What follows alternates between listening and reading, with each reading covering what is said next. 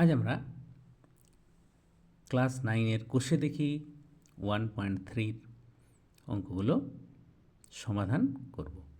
তাহলে এখানে দেয়া আছে ভাগ না করে নিচের কোন সংখ্যাগুলির দশমিক বিস্তার সসীম হবে লিখি। তাহলে এখানে দেয়া আছে 17/80। তাহলে আমরা এখানে 1-এর আই আমরা করি কোষে দেখি 1.3। তাহলে এখানে দেখা যাচ্ছে 17/80। তাহলে 80 যে হর যেটা দেওয়া আছে আমার 80 হচ্ছে হর এখানে। তাহলে এর উৎপাদক আমরা বিশ্লেষণ করব।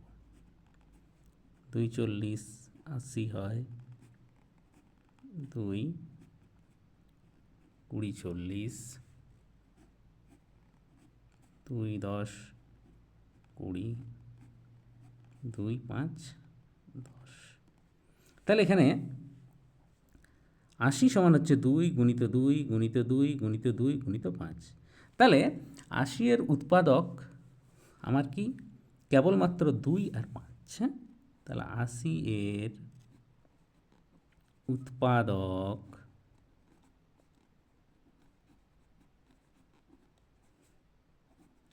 2,5। তাহলে 80 এর উৎপাদক যদি আমাদের 2 ও 5 ভিন্ন অন্য কোনো উৎপাদক না থাকে তাহলে আমাদের এর মান পাবো আমরা সসীম। হ্যাঁ, তাহলে 17/80 এটা হবে সসীম।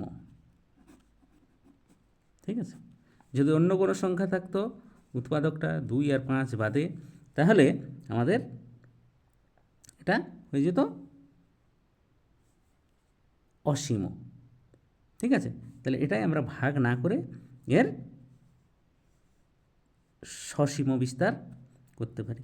তারপরেরটা দেয়া আছে 2 নম্বরে, যেমন আমার 13/24। তাহলে আমরা 24টাকে উৎপাদকে বিশ্লেষণ করব।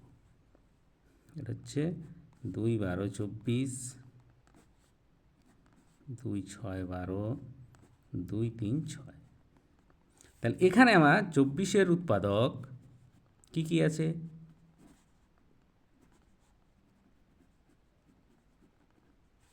এখানে 2 গুণিত 2 গুণিত 2 গুণিত 3। তাহলে এখানে উৎপাদক হচ্ছে 2 আর 3। তাহলে এখানে আমার 2 আর 3 উৎপাদক আছে। তাহলে এই জায়গায় আমার কি হবে? যেহেতু 2 আর 5 বাদে ভিন্ন একটা সংখ্যা সেটা হচ্ছে 3, তাহলে এর আমরা কী পাবো? অসীম দশমিক বিস্তার পাওয়া যাবে। তাহলে এখানে 13/24 এটা হবে অসীম।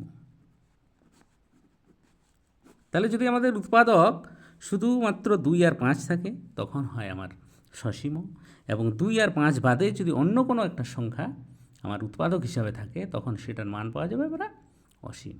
বেশ, এভাবে এই অঙ্কগুলো আমরা করতে পারি, সেটা শুধুমাত্র ভাগ না করেই।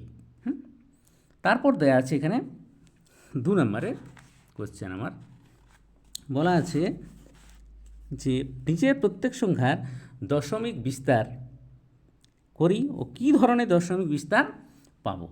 হ্যাঁ, তাহলে যেমন 2-এর 1 আমার দেয়া আছে 1 এর 11। তাহলে আমরা কি করব? 11 দিয়ে 1কে ভাগ করতে শুরু করব। তাহলে 11 দিয়ে 1কে আমরা যদি ভাগ করি তাহলে 0 এখানে একটা 0 পেয়ে যাব।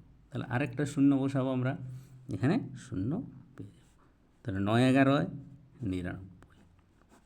1 দশমিক দেয়াই আছে, আমার 0 আবার পেয়ে যাব, কিন্তু এখানে একটা 0 দিতে হবে, তখন এখানে একটা 0, আবার 9 11 99 1। তাহলে আবার এখানে আমার 0 যাবে। তাহলে এইভাবে অঙ্কটা আমার চলতে থাকবে। তাহলে এই 1/11 এটা সমান আমি লিখতে পারি কি 0.0909, আবার কি আসবে, আবার 0.9, এই চলতেই থাকবে। তাহলে সেজন্যে আমরা কি করব, 0.09 লিখে কি করব, মাথায় পৌনাপুনিক লিখব, ব্যাস এটাই আমার হয়ে গেল। তাহলে এর যে দশমিক বিস্তার আমরা পেয়ে গেলাম। তাহলে এরা অসীম বিস্তার আমরা পাবো। হ্যাঁ, তার কারণ তার নিচে আমার 11 উৎপাদক 11 গুণিত 1, তাহলে এখানে 2 আর 5 বাদে ভিন্ন উৎপাদক থাকছে, তার জন্যে এর অসীম মান আমরা পাব। ব্যাস এভাবে এই অঙ্কগুলো করা যাবে আমার। তারপরেরটা 3 নম্বরে দিয়েছে, নিচের প্রতিটি সংখ্যা p/q আকারে প্রকাশ করি, যেখানে p ও q পূর্ণ সংখ্যা, q নট ইকুয়াল টু 0। এখানে কী দেওয়া আছে, 0.3 মাথায় পৌনাপুনিক। তাহলে 3 0.3 মাথায় পৌনাপুনিক দেওয়া আছে। তাহলে এগুলো আমরা কীভাবে করতে পারি, প্রথমেই আমাদের সম্পূর্ণ সংখ্যাটা লিখতে হয়। তাহলে এখানে 3 দেওয়া আছে,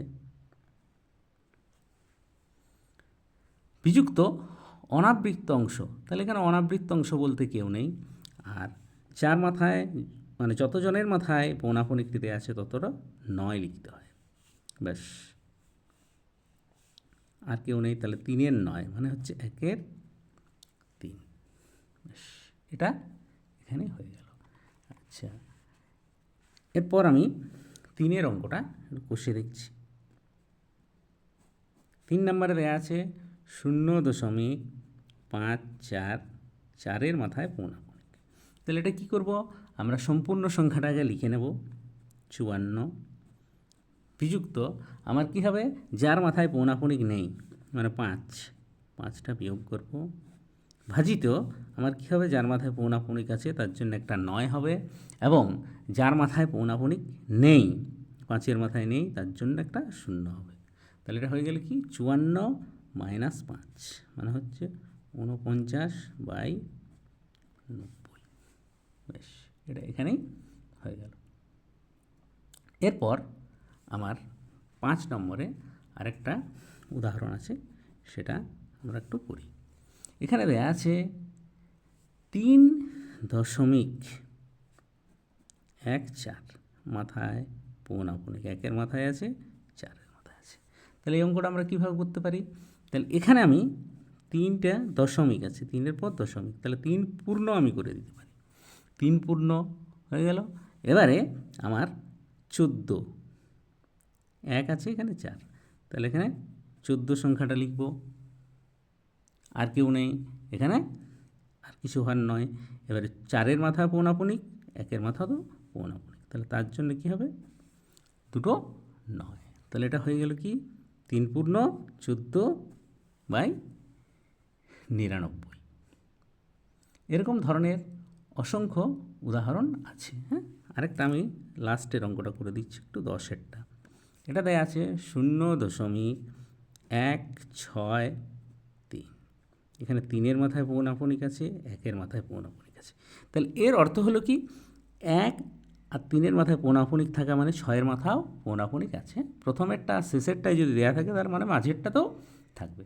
তাহলে এখানে আমরা সম্পূর্ণ সংখ্যাটা লিখব 1, 6, 3, বিয়োগ করার এখানে কিছু নেই, তাহলে এর মাথায় আছে, এর মাথাও আছে, এর মাথাও আছে, তাহলে এর জন্য কি হবে, 3টা 9 হয়ে যাবে। হ্যাঁ, ব্যাস এই ধরনের অঙ্কগুলো আমাদের এভাবেই হবে। এই অঙ্কগুলো আমাদের কি বারবার প্র্যাকটিস করতে হবে, বারবার প্র্যাকটিস করলেই এই অঙ্কগুলো আমাদের সব হয়ে যাবে। এরপর আমার কতকগুলি এমসিকিউ কোশ্চেন আছে, সেই এমসিকিউ কোশ্চেনগুলো আমি একটু করে দেব। এখানে দেয়া আছে 14 নম্বরে কি দেয়া আছে আমার, এখানে বলা আছে যে √5 এর দশমিক বিস্তার কী হবে, একটি সসীম দশমিক, একটা অসীম ও অনাবৃত্ত দশমিক, একটি সসীম অথবা আবৃত দশমিক, না কোনোটি নয়। তাহলে এখানে হবে কি আমার √5, এটা দশমিক বিস্তার, এটা আমার হয়ে যাবে অসীম এবং অনাবৃত্ত দশমিক, সি এরটা। এরপর আমার দেয়া আছে দুটি অমূলদ সংখ্যার গুণফল, সর্বদাই অমূলদ সংখ্যা, সর্বদাই মূলদ সংখ্যা, সর্বদা একটি পূর্ণ সংখ্যা, দেয়া আছে মূলদ কিংবা অমূলদ সংখ্যা। তাহলে এখানে কি হয়, দুটো অমূলদ সংখ্যার গুণফল সর্বদাই অমূলদ সংখ্যা। তারপর এখানে দেখা যাচ্ছে পাই এবং 22/7, বলেছে দুটি মূলদ সংখ্যা না দুটি অমূলদ সংখ্যা, না পাই মূলদ সংখ্যা এবং 22/7 অমূলদ সংখ্যা, না পাই অমূলদ সংখ্যা এবং 22/7 মূলদ সংখ্যা। তাহলে এখানে আমার যে ডি এর অপশান যেটা আছে, পাই অমূলদ সংখ্যা এবং 22/7 হচ্ছে মূলদ সংখ্যা, এটা ডি এর অপশানটা। তারপর বলা আছে 4 নম্বরে, দুটি মূলদ সংখ্যার মধ্যে কোনো মূলদ সংখ্যা নেই, একটি মাত্র মূলদ সংখ্যা আছে, অসংখ্য মূলদ সংখ্যা আছে, কোনো মূলদ সংখ্যা নেই। তাহলে এটা হচ্ছে কি, এর মধ্যে হবে অসংখ্য মূলদ সংখ্যা আছে, সেই নাম্বারটা হবে অসংখ্য মূলদ সংখ্যা আছে। তারপর 5 নম্বরে বলা আছে দুটি অমূলদ সংখ্যার মধ্যে কোনো মূলদ সংখ্যা নেই, বি নাম্বার একটি মাত্র অমূলদ সংখ্যা আছে, সি হচ্ছে অসংখ্য অমূলদ সংখ্যা আছে, না কোনো অমূলদ সংখ্যা নেই। তাহলে এখানে আমার 5 নাম্বার যেটা আছে সেটা হবে সি এর অপশানটা, অসংখ্য অমূলদ সংখ্যা আছে। তারপর বলা আছে শূন্য সংখ্যাটি 6 নম্বরে, এ বলা আছে অখণ্ড সংখ্যা কিন্তু পূর্ণ সংখ্যা নয়, পূর্ণ সংখ্যা কিন্তু মূলদ সংখ্যা নয়, মূলদ সংখ্যা কিন্তু বাস্তব সংখ্যা নয়। ডি নাম্বারে দেওয়া আছে অসংখ্য সংখ্যা, অখণ্ড সংখ্যা, পূর্ণ সংখ্যা, মূলদ সংখ্যা এবং বাস্তব সংখ্যা কিন্তু অমূলদ সংখ্যা নয়। তাহলে আমাদের এই যে শূন্য সংখ্যাটি ডি নাম্বার অপশানটা হবে, অখণ্ড সংখ্যা, পূর্ণ সংখ্যা, মূলদ সংখ্যা এবং বাস্তব সংখ্যা কিন্তু অমূলদ সংখ্যা নয়। এর পরের ক্লাসে আমরা চলে যাব সূচক নিয়মাবলীতে, ল অফ ইন্ডাইসেস, এটা পরের ক্লাসে আমরা করব। তাই তোমরা এই চ্যাপ্টারটাকে ভালোভাবে দেখবে এবং অঙ্কগুলো ভালোভাবে প্র্যাকটিস করবে। পরের ক্লাসে তোমরা এটা ফলো করবে। আজ এই পর্যন্তই।